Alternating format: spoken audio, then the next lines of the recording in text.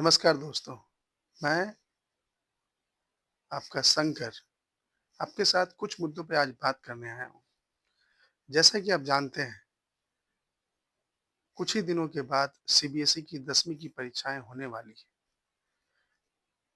और जैसा कि आप लोग जानते हैं कि सीबीएसई ने डेट शीट ऑलरेडी जारी कर ही दी है और डेट शीट को देख के ये पता चलता है कि लगभग ये एग्ज़ामिनेशन 1 महीने के लमसम चलेंगे। तो आज जो मैं बात करना चाहता हूँ, आज इस बात करने का उद्देश्य है कि हमारे बच्चे एग्ज़ाम के समय जिन-जिन कठिनाइयों की सामना करते हैं, हम लोग उस कठिनाइयों की समस्याओं पे के हल पे कैसे बात की जाए, हम लोग उस चीज़ों को आज बात करेंगे। जैसा कि आप लोग जानते हैं कि जब बच्चे साल भर स्कूल के साथ, कोचिंग के साथ जैसे-जैसे अपने सिलेबस को पढ़ाई करते हैं, सिलेबस को ख़त्म करते हैं, तो चीज़ें होती क्या है, एक समय के बाद धीरे-धीरे, धीरे-धीरे सिलेबस का लोड इतना बढ़ता चला जाता है कि एग्ज़ाम के टाइम में उन चीज़ों को रिवीज़न करना थोड़ा-सा कठिन हो जाता है। तो मेरा ख़ासकर उन बच्चों से रिक्वेस्ट है कि आप परेशान ना हों, आप कोशिश करें कि आप जितना चीज़ों को पढ़े हैं, उन चीज़ों को आप अच्छे से जिन पर आपका कॉन्फिडेंस है कि मैं इन चीज़ों को जानता हूँ, उन चीज़ों को आप कॉन्फिडेंटली पहले इतने अच्छे से प्रैक्टिस कर लें कि वो चीज़ें आपका कन्फर्म हो जाए। और कहा जाता है कि एग्ज़ाम के टाइम में कभी भी नई चीज़ों को नहीं देखना चाहिए। अभी एक्चुअली हो क्या रहा है ना कि बच्चों के मन में एक बहुत बड़ा एक समस्या चल रहा है कि हम एग्ज़ाम के टाइम में क्या करें? नोट्स को पढ़ें, किताब को पढ़ें, पीवाईक्यू बनाएँ या जो सैंपल पेपर आते हैं उनको बनाएँ, क्या करें समझ में नहीं आ रहा है। तो मेरा उन बच्चों से एक ही चीज़ कहना है कि आप इतने परेशान ना हों, आप कोशिश करें कि उन चीज़ों को ज़्यादा फ़ोकस करें, जिस पर आपका कमांड ज़्यादा है। और आजकल जो मार्केट में आप देख रहे होंगे डिफरेंट डिफरेंट टाइप्स के जो सैंपल पेपर आए हुए हैं जस्ट लाइक ओसवाल या इन सब जैसे बहुत सारे बुक हैं, है ना? मैं किसी बुक का मैं नाम नहीं लेना चाह रहा हूँ, लेकिन मेरा मानना है कि इन चीज़ों का आप इस्तेमाल करते हैं एग्ज़ाम के टाइम में तो ये आपके लिए एक बहुत बड़ी बेवकूफ़ी है। मैं पिछले 15 साल से सीबीएसई को पढ़ा रहा हूँ और पढ़ाने के दौरान मैं अपनी एक्सपीरियंस बता रहा हूँ।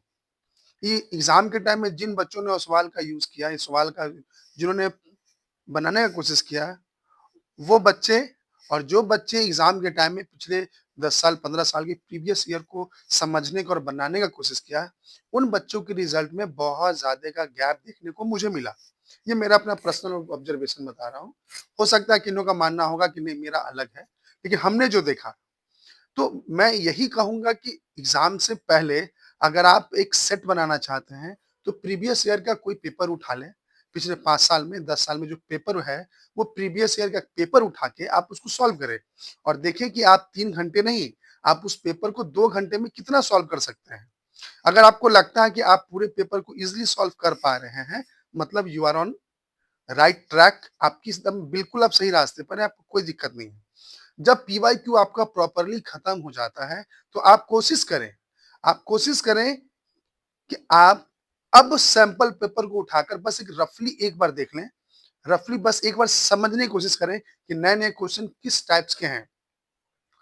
हर बार सीबीएसई क्या करती है, कुछ न कुछ नया चीज़ों को इंक्लूड करती है। तो बच्चों को लगता है कि यार ये क्या पूछा जा रहा है? क्या चेंजेस सीबीएसई ला रही है? तो ऐसा कुछ नहीं। मेरा मानना है, आप एक चीज़ मैं आपको बताता हूँ, आप गौर करके देखना है, हर साल जो एग्ज़ामिनेशन पूछे गए हैं, 60 टू 70% क्वेश्चन ऐसे होते हैं जो प्रीवियस ईयर से ही रिलेटेड होते हैं। तो दिक्कत क्या होती है?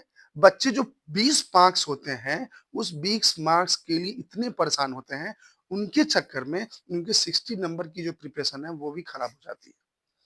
तो मेरा कहना है कि भाई फेल करने से अच्छा है कि नई चीज़ों को इग्नोर करके जो 50-60 नंबर के जो प्रीवियस ईयर क्वेश्चन से जो रिलेट करते हैं, क्यों ना उन पे ध्यान दिया जाए, ये मेरा मानना है।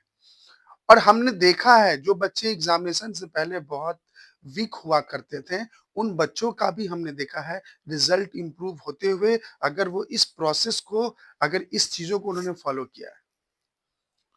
तो मेरा आपसे अनुरोध है उन बच्चों से जो एग्ज़ाम देने वाले हैं, फरवरी में जो एग्ज़ाम होगी, आप एक काम करें, प्रीवियस ईयर क्वेश्चन्स को जितना ज़्यादा बनाएँ। एक्स्ट्रा पढ़ने की ज़रूरत नहीं है। एनसीईआरटी बुक रीडिंग अगर कर सकते हैं तो कर लीजिए, नहीं कर सकते तो कोई बात नहीं।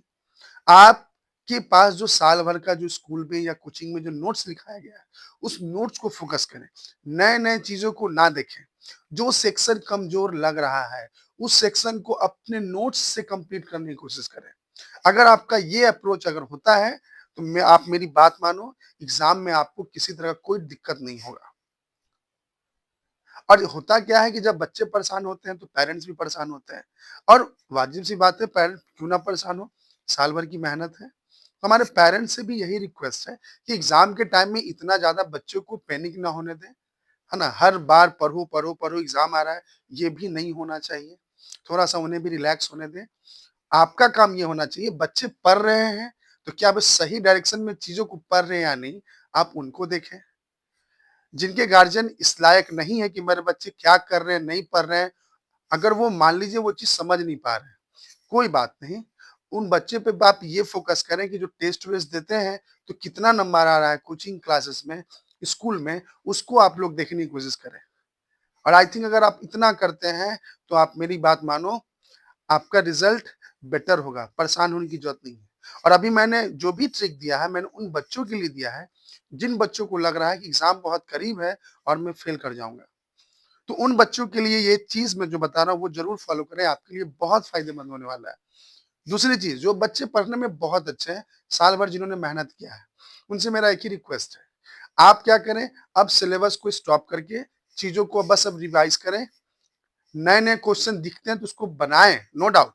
लेकिन एकदम बैठ के एक आध मतलब होता है ना, एक जगह बैठ के 2 घंटे में आप प्रीवियस ईयर क्वेश्चंस को उठाइए और 2 घंटे में उसको कंप्लीट बना के उसको डिलीवर कर दीजिए। अगर आप ये चीज़ कर पाते हैं, आप मेरी मानो, अगर आप प्रॉपरली बना रहे हैं और उस पेपर में आप 70-80% अगर मार्क अचीव कर रहे हैं, तो आप कन्फर्म रहिए कि आप 80 टू 90% नंबर को क्रॉस कर रहे हैं। इसमें कोई दो राय नहीं है कि आपके मार्क्स कमने वाले हैं। तो इसलिए एग्ज़ाम के टाइम में आप परेशान ना हों, एकदम पेशेंस रखें, खाना सही समय पे खाएँ, सही समय पे रात में सोएँ और जिनको जो टाइम प्रेफ़र लगता है उस समय पढ़ें, कोई दिक्कत नहीं है, सुबह या रात हो। और सबसे बड़ी बात, परेशान नहीं होना है। अगर सेट में 2-4 क्वेश्चन नहीं बनते हैं, परेशान नहीं होना है। वो क्वेश्चन ही इसलिए दिए गए हैं ताकि दुकानदार वाले जो बुक वाले हैं ना, उनका वो सेट बिक सके। नहीं तो दिक्कत क्या है ना, दुकानदार वालों की भट्ठी बैठ जाएगी, सारे क्वेश्चन ब बनने लगे तो। तो वो जानबूझ के हर सेट में 4-5 क्वेश्चन ऐसे बनाए जाते हैं कि बच्चे थोड़े से उलझें। लेकिन उसके लिए आपको परेशान नहीं होना है, वो क्वेश्चन आपकी एग्ज़ामिनेशन सीबीएसई में कहीं नहीं आने वाले हैं।